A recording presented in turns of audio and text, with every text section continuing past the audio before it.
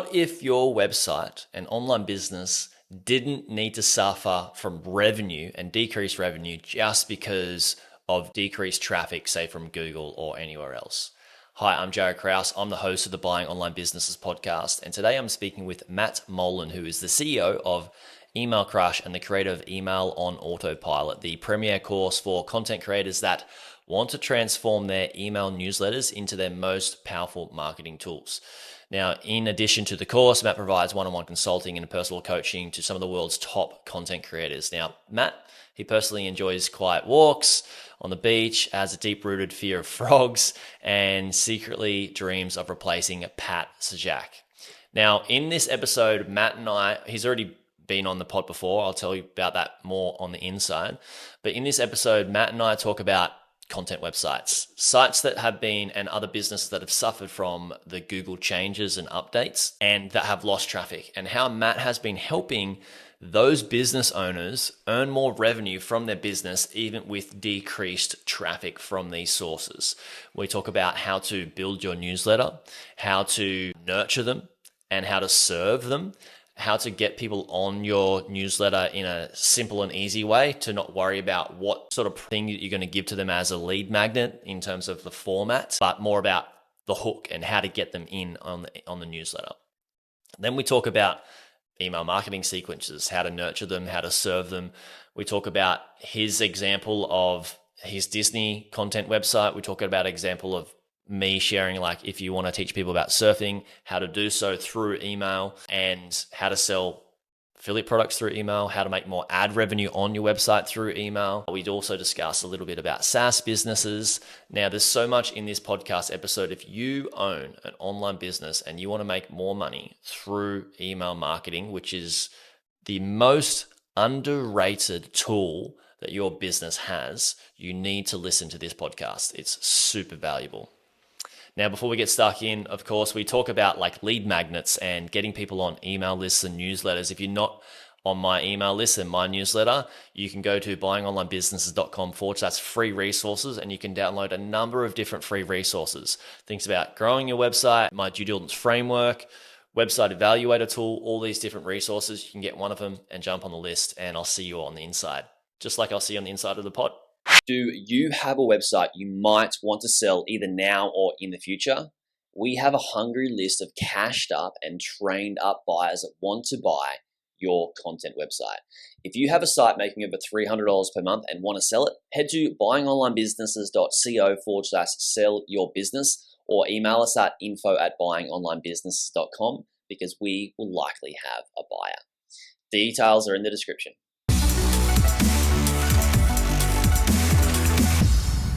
Matt, hello. Welcome back to the Buying Online Businesses podcast. Hey, Jared. How are you? I am really good, thank you. How are you? Best day ever. Talking email.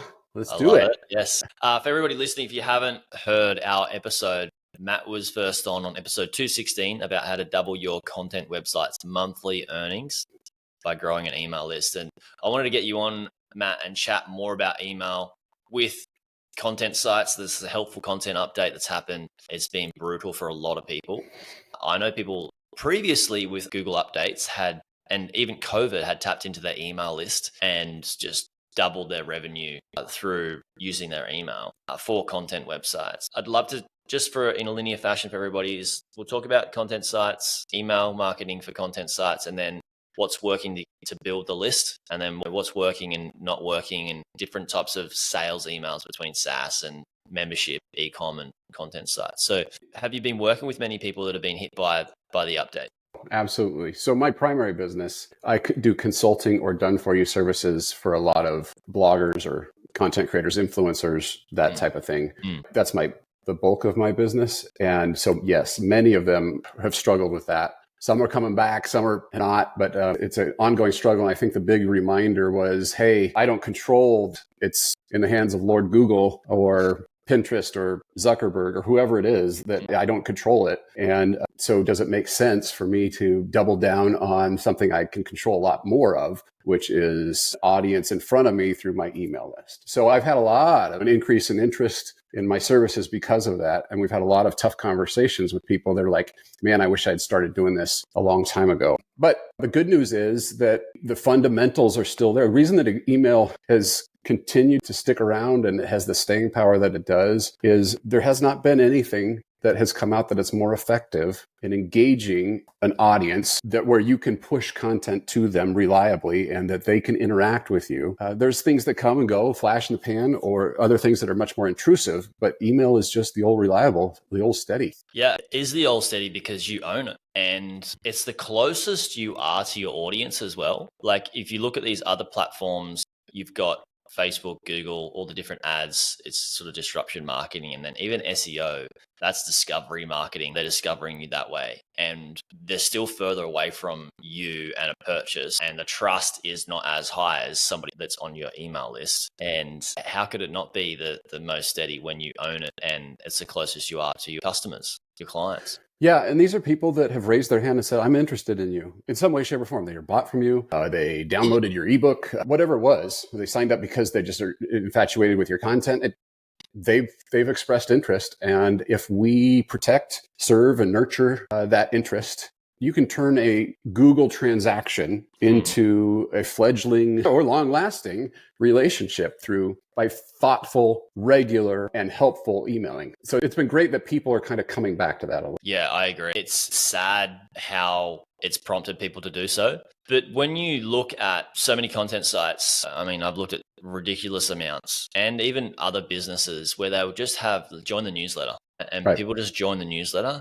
And you mentioned two things before, serve and nurture. They're the two ones that really got me, is that when people join a newsletter on most content sites that I've seen, they just join a newsletter and crickets. They get nothing. Yeah. And sometimes they will get a free resource if they're opting in for a free resource, and then crickets. And it's just an absolute shame because you've got somebody that's like, if you're the business owner and you're, say, helping people to become better at surfing, and you like join the newsletter, we'll help you become better at surfing. And then they join the newsletter, they get a free resource, and they're literally saying, hey, I want you to help me. Please help me get better at surfing. And it's just like, you've just let them down. Right. Yeah. And not only have you let them down, you're not serving them. And then when they're in a position, they're like, I'm prepared to spend a resource of mine, which is valuable email inbox space, to get some help from you, and you're not even going to help me with that. And then I'm also prepared to spend another resource maybe down the track if your stuff's good and purchase something from you. So you've missed out on sales as well. What are your thoughts with this? Well, absolutely. And what happens is you can't really win that back. So if you let it go cold, getting them back is really tough, because in that moment they were interested in surfing. And maybe what happens is while they're interested in surfing, they start to care about Jared, the expert surfer. And then as their interest in surfing ebbs and flows, they may not be really into it, but they kind of are into it, or they become really into it. At some point, if you just drop out of their life and then try to drop back in, who are you again? And how are you going to help me now? Right. There's not that context. And so you can build it. And that's why we were talking about nurturing. A lot of people have this misconception, though, that you have to do a ton of work or spend a lot of money to grow the list. So I have the good fortune of talking mostly with people who have some sort of traffic source. And what I tell people is that there is a secret to growing your list. And it's not so secret, but that is your existing traffic, the people that are in front of you right now. That's your best opportunity for growing your list. What do most people do? Most people create, well, the basic thing is sign up for my newsletter, which nobody really wants more emails in their life. That's why we create lead magnets to hook them a little bit more. And a lot of people spend money and time and create an elaborate lead magnet one time. Maybe they invested in an ebook or something, which I don't know who the heck needs ebooks anymore. Sorry, that's my bias coming through. But it's great to hear from an email expert. But they feel like you're giving something of value and people can sign up for that, which is great. But we're not making that process an ongoing part of the business. Let's use a food blogger, for example. When we're recording this, in Northern Hemisphere, it's turning fall, all right? In 1 month's time, people are going to go from thinking that maybe I should find a sweater and maybe start making some soup to I need to make some Halloween goodies and carve some pumpkins. And then a month later, in the United States, it's going to be Thanksgiving. And a month after that, it's going to be Christmas. And so on and so forth. Their needs and their interests change in that. Does your lead magnet change? So let's go back to the secret. Your existing traffic is your best source of list growth. What does that person need right now? So if you're coming in to a food blog, for example, and you're there during the month of October, maybe you're talking about fall recipes or comfort food or Halloween or whatever your thing is that can solve that reader's problem. And these don't have to be elaborate, by the way. They can be lists of resources. They can be a one sheet. It can be a series. I like to do a series of emails, by the way. But these are quick. They're not hard to make. Yeah, I'd love to hear your thoughts and whether you agree with this. I'd almost say that this resource that you provide, whether it's not an ebook or it's a list or it's a downloadable, it's an audio, it's a video, it's a framework, a cheat sheet, a checklist, I would say that's probably completely secondary in how it's delivered. And what's primary would be what they need right now. Yes. Because like that will, if it's something that's they need and it's a want, need, fear and frustration and a desire in that time period, it doesn't matter what format you're going to give it to them, right? They're going to want that. And you mentioned food blogs, they change, right? And you've got seasonality with different things. And then you can also have these other businesses that are like, for my business, for example, people come to buy business and they want help with due diligence. So I give them a due diligence framework.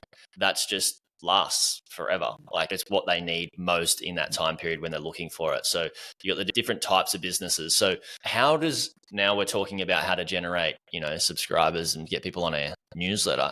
What are some of the things, and I know how this works in terms of like with a copy mindset and a marketer's mindset, what are some of the things that people can do to reverse engineer or questions they can be asking themselves to work out what is it that my audience wants in this time period? Yeah, no, great question. The first thing I do is I'll go look at your stats. Like this can be data driven. If you use it, go into Google Analytics, take the last 90 days. What did people, or your search console, what were people searching for? For example, say that you had a website about buying online businesses. Maybe people were looking to, I'm just making something up here hypothetically. Maybe somebody wants information about SEO for a SaaS company. Yeah. Maybe somebody wants information for e-commerce. Those are different things. If we tried to create the same resource, we'll get some of the same. There'll be crossover for sure. But if we want to get really good at it, we would make a version of that resource that is specific to the thing that they are looking at. And our data, the traffic can inform us. Well, we're getting 90% of our traffic is coming on the e-commerce stuff. All right, let's focus there. And let's build that resource real quick. I 100% agree with you with what you said about the format almost doesn't even matter. You can send them a text. You could hold it, you could draw on a napkin and hold it up or take a picture with it on your phone and send it to them. And they won't care if it gets them the information that they need. Yeah. Less overproducing of this stuff will save you a lot of time. But if I get the resource to the people for e-commerce SEO services, boom, I've got that. Now let me go build a lead magnet specifically for the SaaS SEO accelerator. Different people, maybe there's some crossover, and I create the minimal version of that to start with. That's super important. I want to build on what you said there. Let's create this. Let's get the right hook, solve the right problem, and do the minimal thing necessary to get them the answer. If that's a plain text email, so be it. Yeah. And spend time on the hook, like spend time analyzing the data of what is it that they want right now and what are the words you can use, what's the language that you can use that really hooks people into say like, if I miss out on putting I think the best frame mindset to have is that if a pop-up comes up on a website and you're the audience and you read it and the words are basically telling you that you're scared to let this pop-up go away or click the X button because you might not have another chance to put your email address in, that is a good hook, right? Yeah. I love that. That's funny. I've never thought of it that way, but that's absolutely true because that's happened to me. It was like, oh no, where do I go? Where did I go? I needed that. That was going to solve my life's problems right there. Yeah, for sure. Yeah. So you want to have something so good that people are worried they might not be able to get it again, know where to get it again. So they have to put their email in. But that happens when you understand what problem you're solving. So here's a silly example. My wife and I, back in 2016, we started a Disney-related website, and we had a section on Disney Cruise. We also had other Disney content. But people were coming, they would Google Disney Cruise tips, and we ranked very high for that at that time.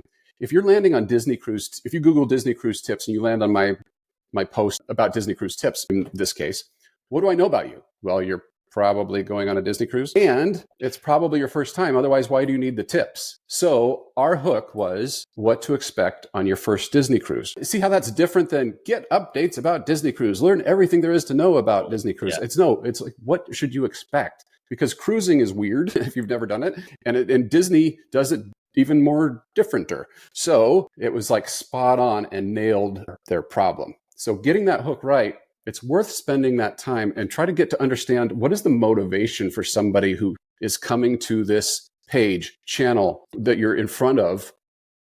And if you can nail that, you really got something that'll last and that will convert for a long time. Love it.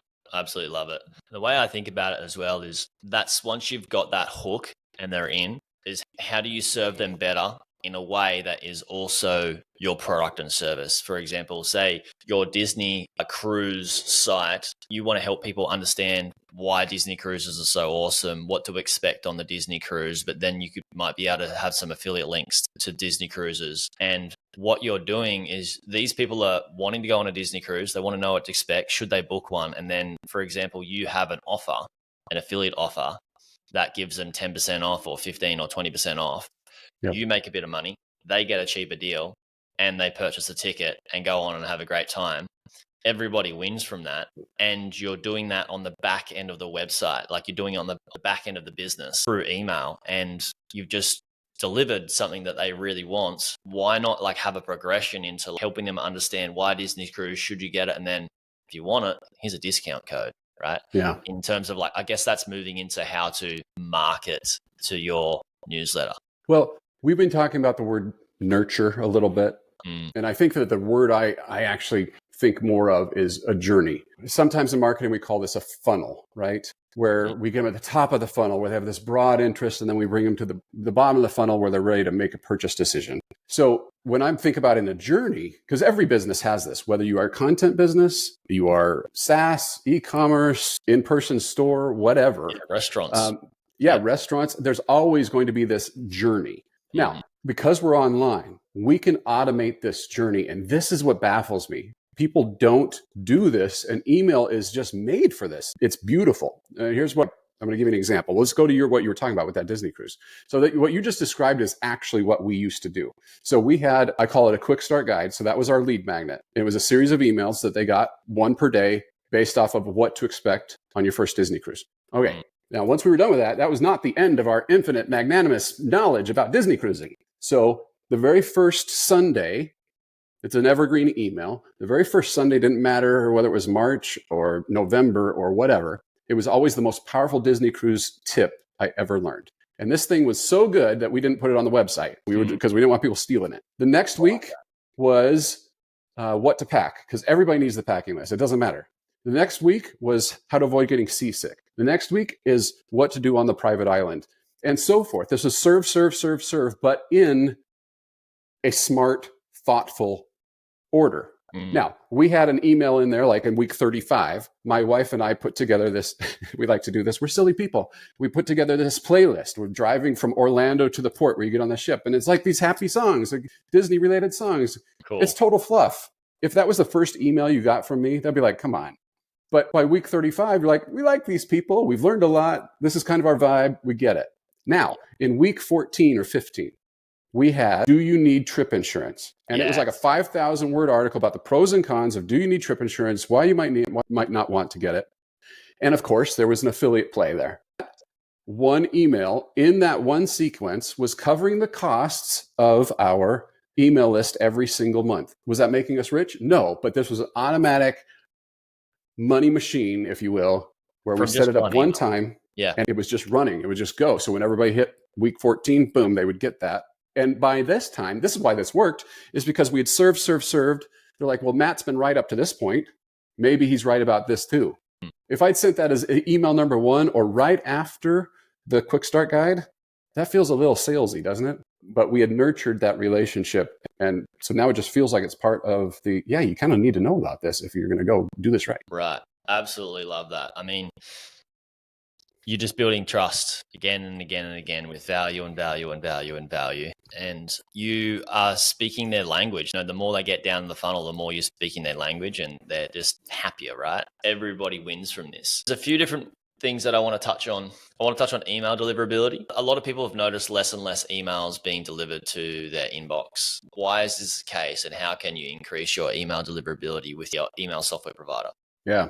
Okay. So if you're not aware, it was in, I think, February. I'm not an expert on this per se, but I was definitely impacted by it and worked on this with my clients. In February of this year, Yahoo and Google, Gmail, came out with new requirements that said, hey, look, we're not going to just trust MailChimp or Constant Contact or ConvertKit because you're on their IP address. We're not just going to trust that anymore. It used to be that if you were on a good IP address, they'd say, sure, we'll deliver you all your stuff. Well, now they're saying that plus jaredkraus.com, these both matter. The domain reputation became a thing. So first we had to go set up something called a verified sending domain. I don't want to get too technical here. You can all, you can your ESP and they'll explain it if you haven't done this. If you have done it, you know exactly what I'm talking about because it was a little bit of a pain in the patootie. So we set up these verified sending domains. And what that did is it said, Gmail, for example, started saying, all right, buildingonlinebusinesses.com has a reputation, good or bad. Actually, they call it high, medium, or low. You can see this for yourself if you've never done it. Sign up at postmaster.google.com and they will, it's free, just a couple of steps to enable it. And basically, Google will tell you what is your sender reputation for your domain. The thing to look at there is the domain reputation. And so a lot of people are not ending up in the inbox for that reason. You want to know what that is. If your domain reputation is low, you got to fix it. And there are tactics that you can do there are things you can do to fix it, but it's a little bit complicated, but you got to get yourself out of the spam doghouse. So that's a very real thing that happened this year. And that may be why that's happening. Others are noticing unsubscribes have gone up. Well, the reason for that is that Gmail and others have put their unsubscribe button literally everywhere inside the platform so that it makes it much easier for you and I to just unsubscribe without going and finding the special unsubscribe link. We can just click unsubscribe up at the top. And so people are disappearing that way. So you're seeing a larger increase of unsubscribes and people are like, what's going on? Well, the reality is that those people probably wanted to leave you a long time ago. They just never took the time. I totally agree. And also when you've got these emails where people have a unsubscribe link that's the same color as their blue email footer and you can't see it and it's just annoying to unsubscribe. They wanted to get off the list. And if anything for that business, it is better that you are off the list because the less people that open your emails, typically the less people get delivered those other are on the list get delivered those emails because of that. I guess that's got something to do with your domain. You say your domain reputation, and then also your ESP, the email software provider, the reputation that you've shown from people that are unsubscribing and opening the email as well, right? Yeah, for sure. I have taken a tack for certain businesses. And look, I'm not saying everybody needs to do this, but if you really want a pristine list and you back up what you have to offer, right? You believe in your stuff. Try this. Put your unsubscribe link at the top. If this isn't right for you, and you can be smaller print or whatever. If this isn't right for you, instant unsubscribe right here, whatever, because you want those people gone. Yes, absolutely. You don't. What we do not want, back in the day, I was, I used to consider, should I obscure the unsubscribe links? Maybe I can sell more if I keep them on the list. Those days are gone. If that was ever a thing, let's just be super upfront and keep people that really care and just do a better job at nurturing those people and do a better job at getting, with lead magnets like we were talking about, getting more of them onto the list that are our people by solving their problems. An email subscriber list number is nothing but a vanity metric if they are not clicking on your stuff. Yeah, and it's unfortunate that a lot of people lie about it anyway as well. They lie about how many people are on their email list on their website, and then they also, it can be a white lie, but a lie's a lie. They will also have, maybe they do have like 20,000, 100,000 people on the email list, but the active subscribers is like way down to like a couple of thousand. Yeah. And you may have a business where that makes sense to do it that way. I'm not saying this is not a black and white thing for me about your open rates must be higher than such and such. I'm not saying that at all. I think there are legit business strategies for that. However, for most of us that are on this, listening to this right now, you want to build an audience that cares. You want to build a highly engaged audience. Yeah. This is the way to do it. Exactly. Now, you say you work with a lot of content site owners. What are some of the other things that have helped people maybe grow their list, but keep people on their list, but more importantly, like make more money from their business through email? Okay, there's a couple of things. It's all going to depend on your business. Marketing, it depends. If you're a content business where you make money from ads such as Google AdSense, Ezoic, Raptive, Mediavine, getting more clicks makes you more money. And not every click is valued the same. So if you have, let's go back to food for a second. Let's say that you're doing a cocktail Cocktails don't take very long to put together. People don't have to stay very long on a cocktail recipe. And there's not a lot of advertisers that want to advertise on alcohol related stuff. Okay. So there's not big payouts there. On I don't know, a little bit more complicated gourmet steak or something that takes longer to prepare, you're going to be on the site longer. You're going to signal that you're kind of looking at people with higher incomes. You're going to make more from that post. If you're with any of those platforms, you know what I'm talking about. You can look at RPM by post or by page. And if all else is equal, send the steak instead of the cocktail. All right. So that's one real quick tip. Number two is send more emails. You can probably, depends on your niche, if you may have this notion that because you don't like emails that you don't care about, that you're afraid of annoying your audience. I think you've got to dismiss that a little bit. Most of my clients can send more emails than they think because if they're doing a good job, it's not spam. People care about your content. They want to know what you have to say or to offer or to help them. And if you legit believe in yourself and that you do that, then maybe add in another email per week. Get more things for them to click on. All right. So that's like a content business. Yeah. If you want to increase advertising, I kind of gave you a playbook there for affiliate. What doesn't work for affiliate is, okay, here's a great example. So I had a food blogger and she got great affiliate commission from this subscription box. And that was like one of these new meat companies send you a box of meat. So she says, hey, I want to do this. I sent this email out and I had this vanity code coupon in there and nobody clicked on it. I'm like, well, okay. She shows me the email and it's like, if you want to buy such and such, get 20% off with my code. Well, I don't need that. Everybody knows that she's just shilling there. So I said, well, what do you actually do with the product? She said, well, I actually get the chicken delivered. And on Mondays, I get it out and I make recipes for the rest of the week. I cut it all up. I make the one for Monday night. And then I do all the other recipes for the rest of the week. I put it in the freezer. I said, say that. That's your hack. You actually are helpful there in explaining how to use that product. So I guess and by the way, she did it. And she got so many signups that the company wanted to just keep sending her product, and she negotiated that into a fixed advertising deal. So she's making a lot more money. How this works really well psychologically is that it's social proof that a person with her level of status would use that food. So if it's good enough for her, it's good enough for her audience. It's very smart. Well done, Matt. I like that. And how to use it. Not just that she would use it, but she spells it out. So if you have any product or service that you love and you want to be a good affiliate, you want to have a better relationship, figure out how to use it and make somebody's life easier and convey that in email at the right moment in that journey. Instead of the vanity code that you just hope somebody will click on. Yeah. So that's how, from that standpoint. The other piece, I've got some clients that are doing services or they have a SaaS, which is a service. That is still about the problem solution. How are you solving problems? How are you using this service to solve this problem? I'll tell you the number one underrated tool for email is testimonials. Now, this is going to be one of those old school things that nobody will go do after I say this. But I promise you, if you will spend a month of your life just investing in building out all the testimonials related to your product or service that you can get, you're going to find out a few things. Number one, you're going to discover the words that they use to talk about your product, which is going to make any of your sales copy, any of your emails much better. Number two, it is instant something to send. You can send Jared worked with Matt, made $1 gazillion or grew his list 50%, a case study over and over again, because people want to see real life stories to inspire them. Testimonials, you said it earlier, building trust.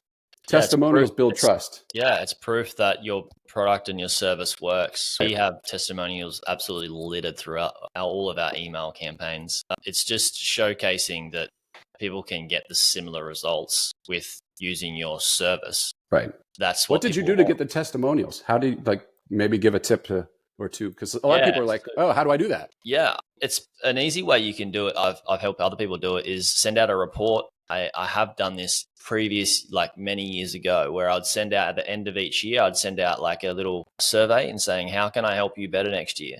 And asking for their advice on how I could make things better, what they already like about the community. So I don't take it out, and what we could do to improve and what they like about it and why and how. And then you get equipped with not just like what you can do to make the product and service better, which is only going to help you sell more, but you also get those copy that you can use throughout your emails and on your website and all that sort of stuff, but also their testimonials. Another thing that I do, a lot of people see, is when people buy business, I just say, hey, it's super inspirational for people that want to buy a business for you to come on and chat about it if you're open to. And I just use that. It's a case study, but I really do it for everybody else because it's super valuable to hear somebody else that's gone through the journey. Typically, I think the best way to ask for a testimonial is once somebody has used the product and gotten results, and ask, what's the result that you got? And are you happy about it? And if so, why?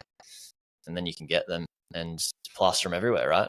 So that is one of those things that seems like you're going to be like, people will say, well, that makes sense to me, but they won't go do that. So here's my tip. If you want to do what Jared just described, write it out. Just create, whether it's in your notes or in Gmail, they have that little templates thing. Write it one time so that you have both the ask, how are you enjoying the product? What are you doing with it? Give me a little success story. I'd love to hear how you're using it. And then your second one is the ask for the testimonial. I love hearing this. This is so great. Since it was helpful to your business, would you mind? And then however the testimonial best helps you. And the words you can use are something along the lines of, it would really help me with my reputation and credibility. Everybody's there. Everybody's been there.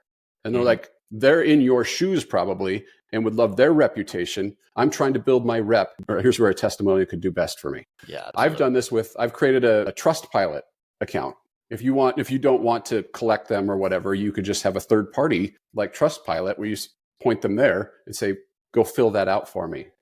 If you don't ask, you won't get. It's not something that people naturally want to do, to take the time. It's literally can be two or three questions, right? And it's that simple. And yeah, it's definitely worth it. Matt, this has been so good to get you come on talking. Just like, I know we talked a little bit briefly about SaaS businesses, but mostly about content sites. And this is exactly what people needed to hear in this time with their content sites. So really appreciate you. Where can we send people to check out more of your stuff? That's emailcrush.com. Come say hi. Yeah, absolutely. Everybody is listening. Thank you for listening, and I'll speak to you on the next one.